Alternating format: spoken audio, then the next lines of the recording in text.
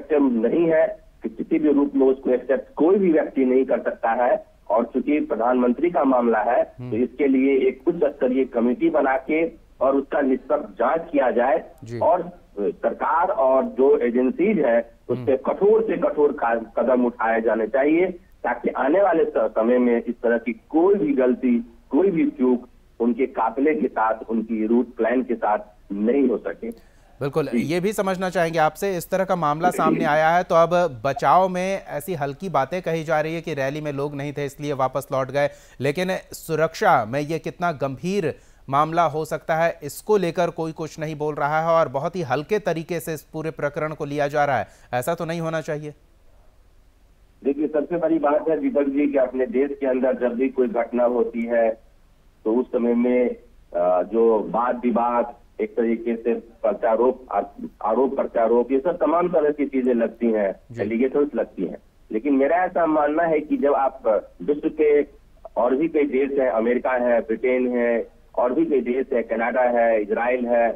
वहां के प्रधानमंत्री जब दूसरे देश में जाते हैं, यहाँ पे सबसे बड़ी चिंता की विषय यह है कि आपका अपना ही देश है, दूसरे देश में भी जाते हैं तो उसका एक प्रोटोकॉल है। आप भी कहीं भी जाते हैं तो उसका एक प्रोटोकॉल है। तो उस प्रोटोकॉल को इसलिए बनाया गया है कि उनके जो समय है, एक एक सेकेंड का हिसाब रखा जाए, उनके समय का सदुपयोग किया जाए। सुरक्षा का मामला एक दूसरा मामला है और उनके समय के सदुपयोग का मामला एक दूसरा मामला है। इसीलिए प्रोटोकॉल का अस्तित्व ही आया कि जो वीआईपीज है, जो हमारे गणमान्य व्यक्ति हैं, उनके समय का सदुपयोग हो और उसी के समय के सदुपयोग के लिए कहीं न कहीं वो प्रोटोकॉल हुआ। कालांतर में जाकर वो प्रोटोकॉल जो है सुरक्षा से भी जुड़ गया, क्योंकि आदमी के अंदर, हमारे देश में, समाज में कई तरह की विचारधाराएं होती हैं, कई तरह के विरोध होते हैं। तो कहीं दूसरा व्यक्ति जो है किसी मुख्यमंत्री पर, प्रधानमंत्री पर कोई इस तरह का हमला नहीं कर दे, तो सुरक्षा के मानकों को स्थापित किया गया और आजादी के बाद इस मानकों का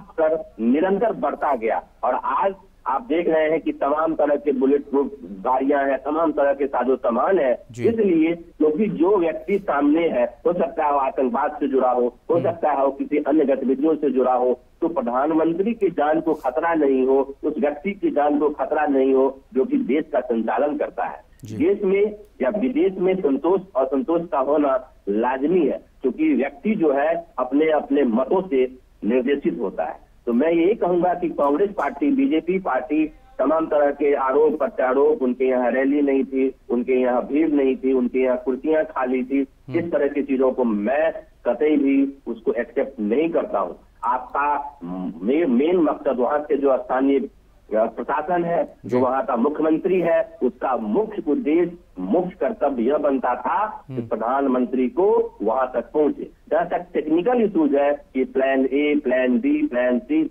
आपने देखा कि जब माननीय अटल बिहारी वाजपेयी प्रधानमंत्री थे, उस समय भी कभी वो धौला कुआं से निकल जाते थे, कभी वहां से निकल जाते थे, हम लोगों ने देखा है। तो इस तरह की बातें हैं कि ये सिक्योरिटी इशू और सिक्योरिटी वाले प्लान करते हैं, हमेशा 2-3 रूट को निर्धारित किया जाता है। हालांकि यह एसपीजी का मामला है, पुलिस प्रशासन का मामला है, लेकिन जो एक हम लोगों के पास जो जानकारी है इसमें यही है कि 1, 2, 3, 4 अलग अलग रूट्स होते हैं। हो सकता है हेलीकॉप्टर क्लाइमेट वेदर के कारण नहीं पूरे बाई रोड जाना पड़ता है, कई बार इस तरह से देखना पड़ता है। कई बार देखा गया है कि रोड जो है अच्छा नहीं है, दूसरे रोड से निकल जाए। तो सबसे बड़ी बात है कि चूक कहाँ से हुई, जो सभी आज हर भारतीय, हर इंडियन, हर बच्चा ये पूछना चाहता है कि ये चूक कैसे हुई, किसानों को पता कैसे चला कि वो प्रधानमंत्री उस रूट से जा रहे हैं। और यहीं पे एक छोटा सा बच्चा भी, एक अज्ञानी व्यक्ति भी ये पूछ सकता है कि किस तरीके से प्रधानमंत्री के काफिले के बारे में स्थानीय किसानों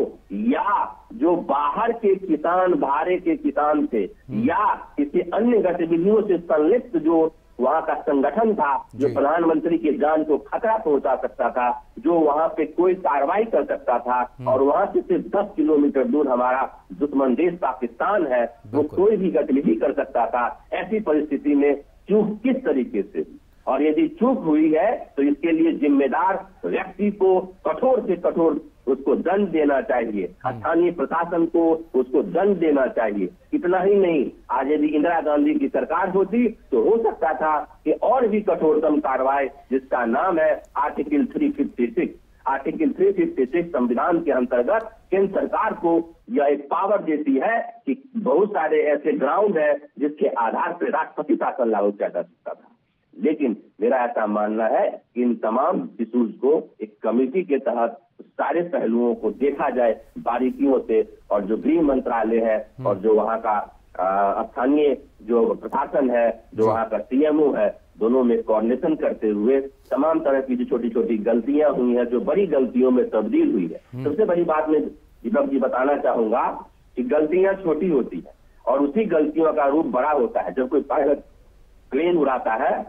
और यदि छोटी सी गलती होती है तो पूरा प्लेन क्रैश हो जाता है। वही बात है कि वहां पे चीफ सेक्रेटरी का, डीजीपी का, सीएम का, बाकी चीजों का कोऑर्डिनेशन नहीं होना। उसको आप जो पॉलिटिकल लोग हैं, जो बीजेपी के लोग हैं, जो कांग्रेस के लोग हैं, होना और नहीं करना कोऑर्डिनेशन